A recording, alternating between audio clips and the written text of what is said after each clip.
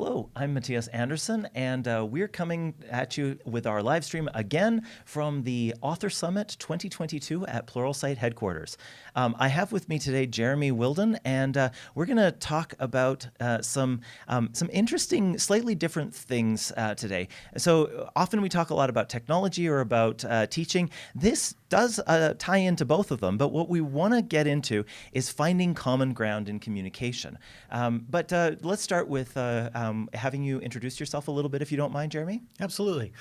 Jeremy Willden. I've been doing different types of engineering, development work, hardware, software, all kinds of things like that for, 20 years or so now. Mm-hmm. I've been a technologist since I was a little tiny kid because my parents used to tell me I'd go around and look for outlets and things like that. So when I was in very young childhood, always been interested in technology. But for most of my life, I would have been not that social, not that good at getting along with people or understanding them very well. I took things a little too literally. And in recent years, I've gotten a lot better at understanding and communicating with people. And some of the things I've picked up from that, I'm trying to help spread to others who are teaching, and maybe even just more broadly to people in general, because it seems like there's a lot of conflict going on out there in public spaces, social media, and all of that. What? And conflict in social media? Can't believe it. No. Yes, there is. And if we can calm that down just a little bit and actually have people have a little bit more honest and fair and polite conversations, I think we can fix some of the problems that we have. But of course, all of this, in my case, does come from a world of technology teaching. And the same thing applies to the way we teach any kind of technology. Are the people that we're talking to, do they have a good basis for what we're trying to introduce? If we jump right into writing code without knowing enough about their background, then we may end up leaving them in the dust, and it's not a very effective learning environment. Yeah, being accessible in the way that we teach is something that comes up a lot for me as well. So we're here at Author Summit 2022, and you were mentioning that you're going to be giving a talk on some of these things as well. So do you want to just start us off with, what do you think this audience of people who are not necessarily teachers, but some of them will be, not necessarily learners or considering themselves that, but we're all learning different things in life, all sorts of different backgrounds. Where would you start with this conversation? The very first place to start with any kind of a conversation when going into, there are books all about this. There are wonderful things you can find out there. Listen first, understand first before you seek to be understood. A lot of times when you come into a teaching situation, or especially if you're in a leadership position, something like that, you'll come into a meeting or a training session, and you already have spent all of your time figuring out, what is it I'm going to teach? And you may launch right into that. Right. And you may miss an opportunity to connect with the audience, with the learners beforehand. Similarly, if you're, whether it's political leadership, a business leadership situation, if you understand better the people you'll be speaking with, you can connect with and relate it to them better. I mean, if you go into a very technical group and you start with a very high-level conversation about, maybe a human resources kinds of issues, you may lose your audience connection fairly quickly. And conversely, if you jump right into something highly technical with a group that isn't prepped and ready for it, you end up kind of spinning your wheels a lot and not making a lot of headway and really moving them towards the end goal. Yeah, that's a really good point. So understanding the audience and connecting with them is sort of a first step. Are there any specific ideas you would give that apply maybe to teaching or maybe not to teaching, just in general? How would you recommend people jump into that? A lot of the courses that we do at Pluralsight are not interactive, and that can really make it difficult for us as instructors. You will find that some of our best courses, some of our more well-known instructors are very good at trying to relate and coming up with stories that can connect with you regardless of whether or not what sort of headspace that you're in. Right. You have a real benefit if you have the opportunity to meet and teach in person, because you can begin the conversation with, please tell me about yourself. Right. And even maybe without being threatening to people who may be shy and have a difficult time in those kind of experiences, you need to be sensitive, but asking for some of their background and learning more about them, again, seeking to understand them first before you jump right into it. Most often, I find that something that they say will naturally lead to one of the topics you're going to discuss anyway. It becomes a natural segue, and also allows them to connect with you as the instructor or as the leader. Right, right. One of the things that popped in my mind when you were mentioning that as well is when you're doing that connecting with people, often people have apprehension about jumping into things. If they're, especially if they're in a situation where they know that they don't know, and they're not necessarily sure, are they ready to learn this? Are they reaching too far? And reassuring people in that situation can often just sort of set the context for better communication going forward. So where do we go from there? So we've connected a little bit, and we have some common ground in terms of understanding the audience and segueing into topics. What are some other things that you would recommend that we keep in mind when we're communicating that? Yeah. Again, with the in-person audience, you'll often, as an instructor, have some what I call scenarios or examples that you're going to teach about. And when you can make those connections with your actual learners in person, you can personalize them and make them directly connected. For example, you may introduce yourself and find out that a particular person likes a specific sports team or a particular video game, or has a connection to a certain city, country, state. Maybe they like outer space or something else. If you are able to think on your feet quickly enough, without going completely down a rabbit hole, you can adapt and adjust some of the examples that you might have used anyway and make them a little bit more relatable to at least that one person. And the more of your audience that you can connect with that way, whether they all have common interests, or even if they're very disparate and you have somebody who's very much into a specific video game and somebody else who is very much into something completely different, you might find a way to tie those together. And technology is a great way to do that. Yeah. You'll find that mobile applications and cell phones in general, mobile phones, have created ways for us to communicate that we never had before. And while with social media, that is one of our fundamental problems, the way it's, maybe we'll get into that in a moment, the way it's being monetized creates some of the conflict.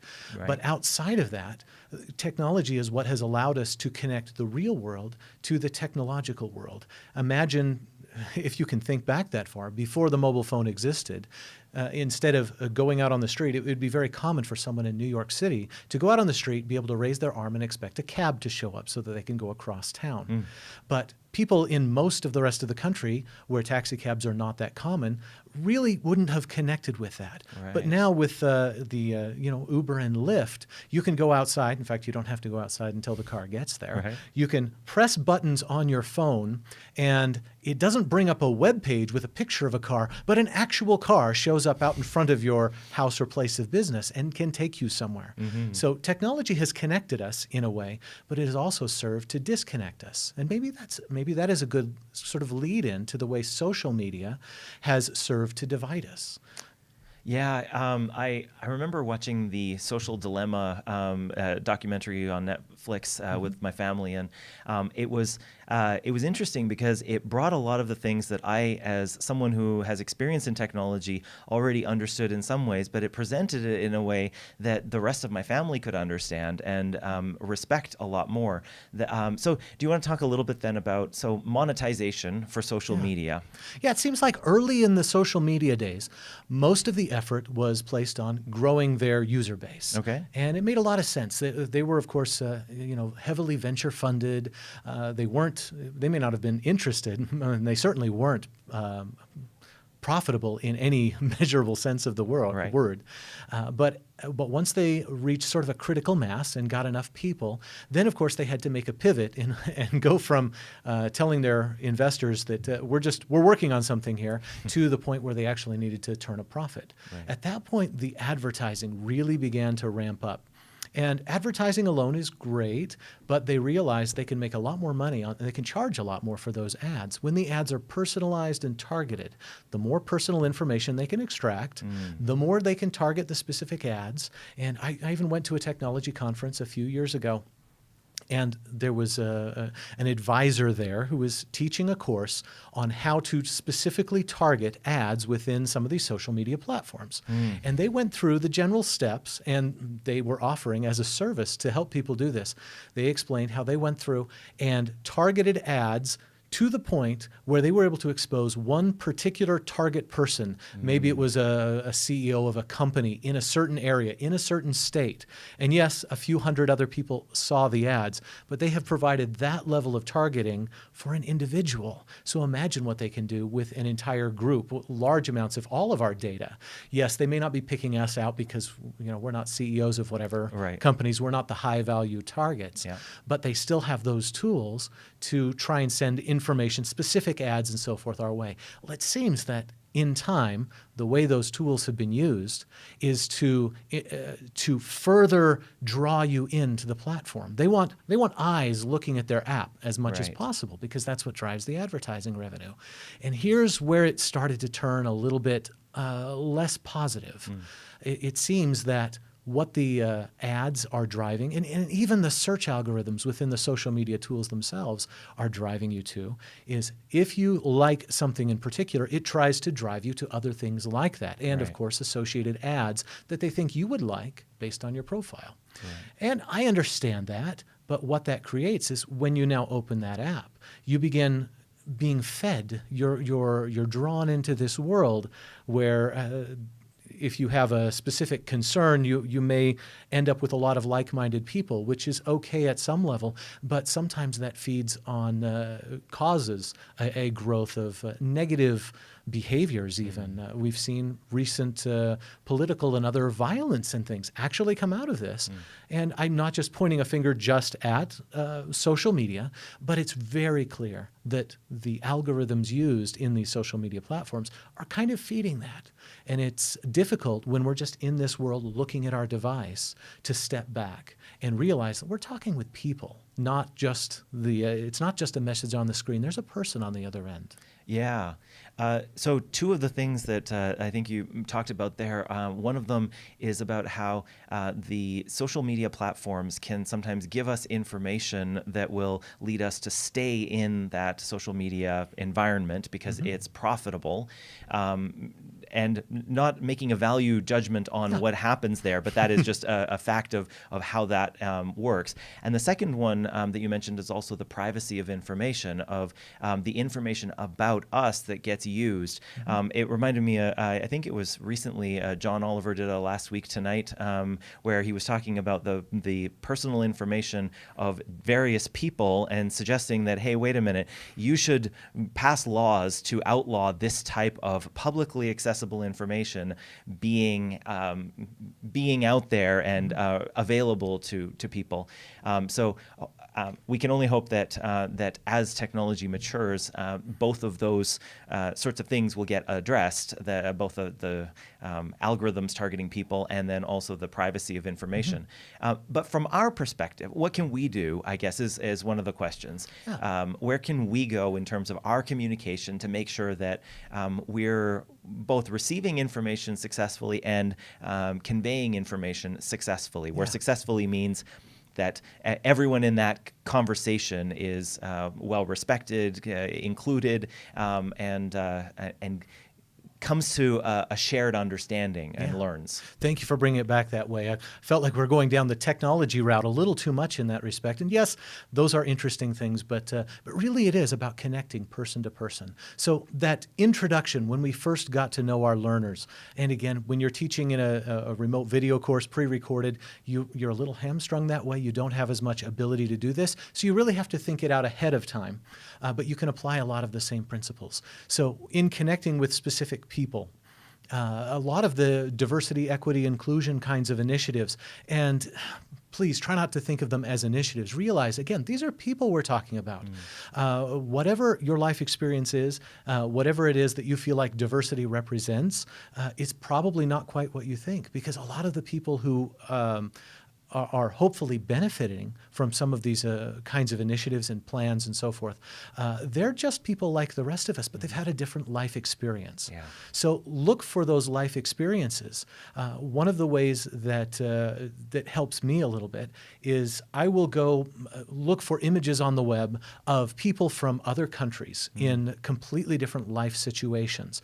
Now, I don't know what their life experience is, but by looking at the picture, maybe it's somebody living in a very poor conditions in some country where, and I look at that picture and think about what is their daily life like. We may take for granted going to the drinking fountain or the water tap and getting fresh, drinkable water. Yeah. But you realize a lot of people don't have those basics.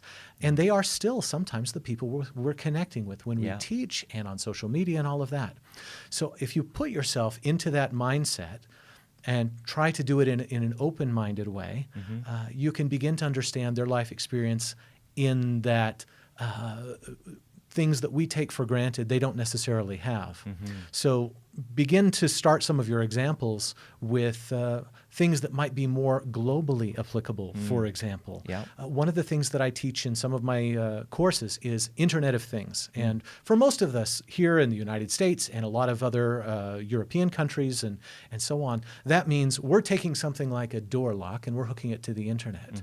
In some countries, the Internet of Things is not there to make it convenient for you to unlock your door. The Internet of Things might be a sensor that is on a water well in the middle of a very small village so far away from anywhere else, and it's monitoring water pressure or contamination and helps prevent diseases. This is not a convenience thing. This is life-saving. And when you start, then I teach in the courses when I'm telling the developers, it's very important that we make these things reliable. They may originally think, well, somebody doesn't want to be inconvenienced because my door lock stopped working. But when they realize this device might be, people's lives may be depending on it in one way or another, that whole reliability situation becomes a much bigger deal. So as we have the conversation, talking about the technology, discussing people's life experiences in general, and how it applies to technology and growth, if we can just step out of ourselves just a little bit, it'll make it a lot easier for us to be less judgmental and be more accepting of what they may be going through. Yeah, it's so important to look beyond our circumstances, like you were talking about there, recognizing the very different ways that other people around the world use technology. And it reminds me also of how humbling it's been for me to have the opportunity to share, because of a platform like A Cloud Guru or Pluralsight, be able to share a lot of technology learning and career sort of progression stuff with people who didn't otherwise have access to it, but because we can scale that way, they can change their lives and make a real difference for their families, for their situations, and so that's been really rewarding for me to get to connect with people all around the world in that way. I don't feel like I necessarily do a good enough job, though, of recognizing that, because I'm not interacting with them as frequently as the people that are in my time zone, in my city, in my space. And so are there some ideas around that you might have? Like, where do we go from there? How can we connect more effectively with people around the world? Yeah, there are a couple of things with the platform. I remember this was probably last Author Summit about a year ago, where they talked about adjusting the standards for how we do our presentation slides. And part of it was, all right, new font, new color scheme, and all of that. And a lot of us initially responded with, oh, well, okay, I'm just going to make some changes. But I really loved one of the points that was brought up by somebody from the Pluralsight team. They said, the reason we're making this change is not just to allow you to pack more information on a slide. In fact, we're going to ask you to try and put less. The reason being, a large percentage of our learners, or at least a very significant percentage of them, are learning on a mobile phone. They don't have a full laptop screen. Or perhaps they're using the mobile phone. They may be using a small tablet or computer to code on, but they're having to watch the course material on this little tiny phone screen. And that was a great reminder to all of us that, and that was just a technical thing, but if we could take that home, and when we create our examples, for example, one of the courses that I created about that same time, I was thinking along these same lines, trying to include other people. And we had the typical scenario. You have people with different names, and they're supposed to be characters in your story. And of course, I could have chosen the traditional names that have been used in a lot of the other global mantics kinds of stories. Instead, I went and actually looked up names in other countries, some very unusual names, and chose to use them. And that was not just to use the name so I'm doing something different than everybody else is. But every time I saw those names, it was a reminder to me that I've got a global audience. Well, maybe not me personally, but Pluralsight authors in general have a global audience that they're talking to. And by interacting with them and remembering by using these completely different and unusual names for our culture, it reminded me constantly that let's make sure these examples are something everyone can relate to. Yeah, that's a really good point. Also, when you were mentioning the information on a screen, that also reminded me of people with different, for example, eyesight. Some people are trying to learn, or we're communicating with them and they're blind, or they have low vision, macular degeneration, or they have all sorts of other circumstances that are different than our own. Even just hearing about them sometimes reminds me, and hopefully can remind others, that those things, they matter. These people, like you said, they're real people just like us. Like, we're all people who are learning, who are trying to interact with each other successfully, and we want to do that more successfully as much as we can. Do you have any sort of wrap-up tips for us, or like what do you, how would you to suggest that people move forward from this conversation? One thought, and this one's more just in general, and it's a little bit of a risky topic, so please be a little understanding with this one. I'm going to try and do it in a way that doesn't offend anybody. The recent global pandemic actually created an amazing opportunity for people to understand one another. And without naming things too specifically, we had the two sides of the political spectrum.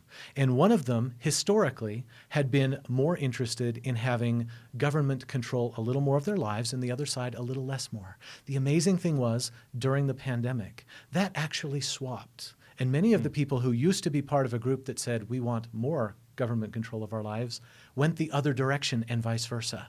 It was the difference between whether or not we should be wearing masks or not, and other types of personal responsibility versus government control kinds of situations. Use that, assuming you are on one of those two sides of the political spectrum, without going into any detail and creating possible conflict. Realize that very likely you fell on one side as far as I think the government should versus I think they should stay out, and you've probably reversed. Consider that. And don't just think of that as a political concern. Think of that from a personal standpoint. When there's somebody that you see wearing a mask, does that make you feel warm and comfortable, knowing that that's a good thing, or does it make you upset? And then see if you can put yourself in their shoes. If seeing someone wearing a mask makes you upset, realize they may have a family member that's at high risk. And similarly, if you're on the other side, try and understand that other side. Putting yourself in that person's shoes and trying to think through what could happen in my life that might make me agree with someone that I disagree with can really help you understand other people's perspectives. And just having that mindset going into a conversation can help you have a more productive discussion. And even if you don't end up agreeing on something, at least you can part friends and continue to have a conversation instead of bifurcating and becoming more divisive the way we have. Yeah, I think that making sure that we're always operating from a position of respect is really one of the key things that you're talking about there. And not jumping to conclusions, but keeping ourselves free of the assumption of why they're doing something. Like you were mentioning, there are other reasons than the ones that we might have assumed immediately.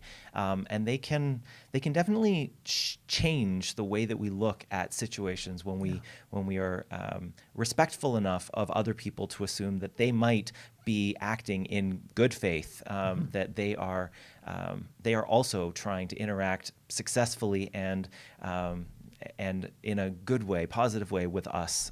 So I really appreciate you taking the time to talk with me here today. And so where can people find you online? Obviously, you've got some courses on Pluralsight, so we can try and put a link to that. But where else? If you want to see more about what I'm talking about, trying to get along with people, welldonejeremy.org, W-E-L-L, as in well done. I'm not sure we were live at the time, but I call my website that because I'm hoping that if we can make some of these changes, people will feel like things were done well or well done, but more likely people are probably going to roast me for even suggesting them. So well done, Jeremy suggests that I might have gotten roasted.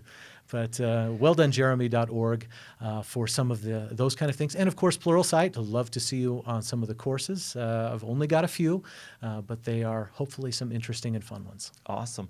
Well, I just wanted to make a quick shout out to some of the people who were joining us on the stream from Colombia and Bolivia. And a great comment, I think, to wrap things up on.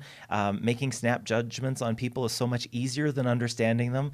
But I think the key point here is that we need to do the hard thing, even if it's not easier. So that's awesome. Thanks for joining in the conversation. And thank you for talking with me, Jeremy. And thank you all for joining us today. So I hope you all have a really great rest of your day. And tune in later when we've got some more streams. So take care.